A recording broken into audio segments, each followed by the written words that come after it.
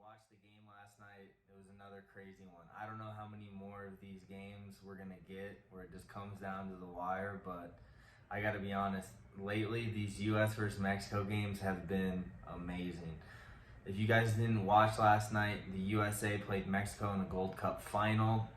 Couple notes to be made before breaking down the game. The US, as many said or would say, had their B team, okay? The only player that the US had from last month's win when they won 3-2 against Mexico in the Nations League Cup was Kellyn Acosta. Now guys, in my previous video, I had actually picked Mexico to win the game last night based off the fact that they had 8 players returning to their roster. So last night was Mexico's, it was pretty much their A team. Granted, they had a few guys missing. They were trying out a few new pieces, but for the most part, Mexico had a majority of their, their main team, their A team, as you would say. And the U.S. really only had Kellyn Acosta from that game. So with that being said, I want to break down last night's game a bit. I did think Mexico dominated for the majority of the play. Although one thing I really liked from the U.S. was their defense, their commitment to defense last night, and how much they pressed. So it was a young group from the U.S. I think the average age was about 24. It was one of the youngest teams that the U.S. had put out in a Gold Cup.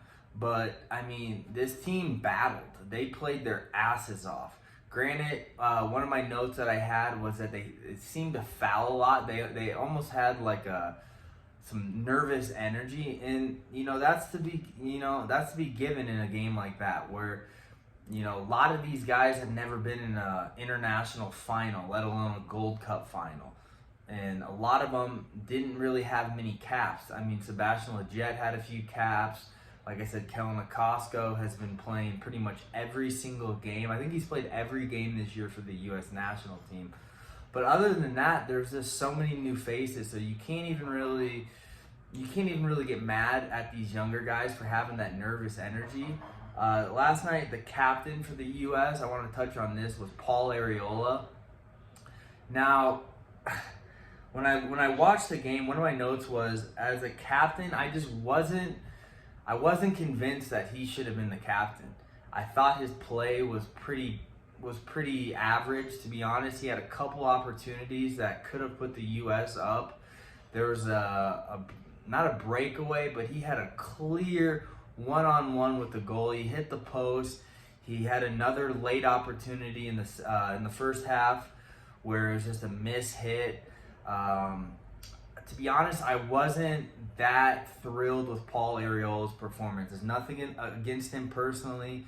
I'm just not a huge fan of his play, to be honest. I think I know the U.S. has guys that'll, play in front of him, but last night as a captain, he just didn't do it for me. Another player last night that didn't really do it for me for the U.S., and you guys can say what you want, was Zardes.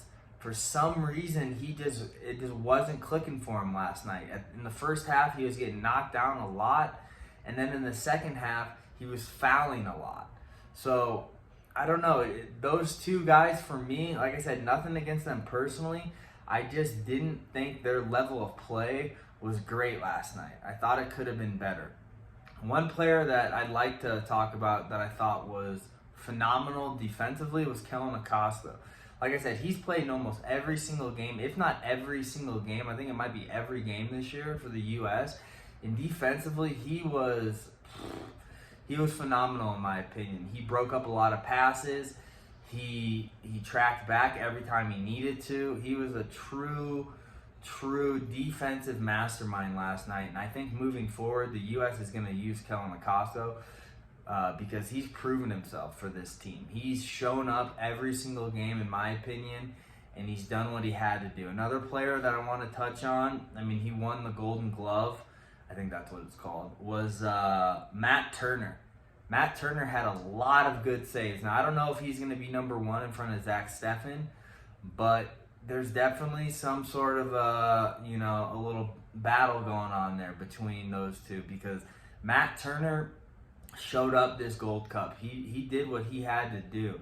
I thought he was phenomenal throughout the tournament. He was phenomenal last night. He got a clean sheet.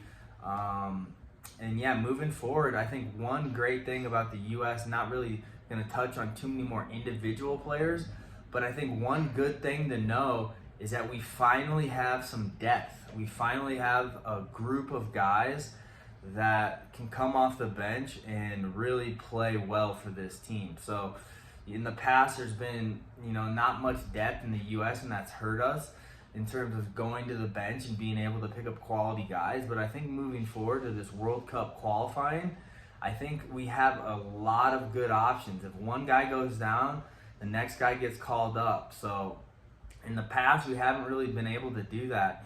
But I think the U.S. is really looking good going into this World Cup qualifying. But one thing I want to say is I think we need to forget about the Gold Cup. We need to forget about the Nation League. And we need to really focus in on the World Cup, because those cups are great to win. But let's be honest, everybody knows that the main thing now and the most important thing this whole time was getting ready for the World Cup and being able to qualify. So, I mean, like I said, it's been great this year winning these cups, but now it's time to dial in. It's time to really focus in and qualify for the World Cup this time, actually, because if the U.S. doesn't qualify for the World Cup, none of these Gold Cups, Nations Leagues really matter that much. People are going to forget about them, and they're not going to care. So, I mean, I think the U.S. is going to, I think they're going to qualify. Greg Berhalter, he's been great. I think last night, one thing I would critique is I think he should have subbed out Zardes and Areola sooner. I thought they played way too much. I would have got them out 60th minute. Zardes, I thought, played way too much. I thought Areola was playing too much. He came off because he got hurt. But I don't know. I thought the U.S. overall, as a collective group, battled hard, and they did what they had to do. And I don't really think you can ask much more from a group of guys that, most of them have never been there in terms of a Gold Cup final, of an international final. So shout out to Team USA. I want to end this on a positive note.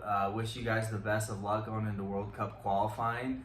But, I think we got to move forward and forget about these past, results, these cups, the Nation League and the gold, and just focus in on making the World Cup. Guys, I'm excited to see what's going to happen. So if you think the U.S. is going to do well in the World Cup qualifying, leave a comment below. Let me know what you guys think is going to happen. I think they're going to qualify. I think they've shown that they have what it takes. But who knows, guys? Qualifying is different than a tournament, so we'll see. But guys, thanks for tuning in. I'll make a video. I'll keep making these videos on the U.S. men's national team. You guys seem to like them. And thanks for tuning in. And until next time, peace.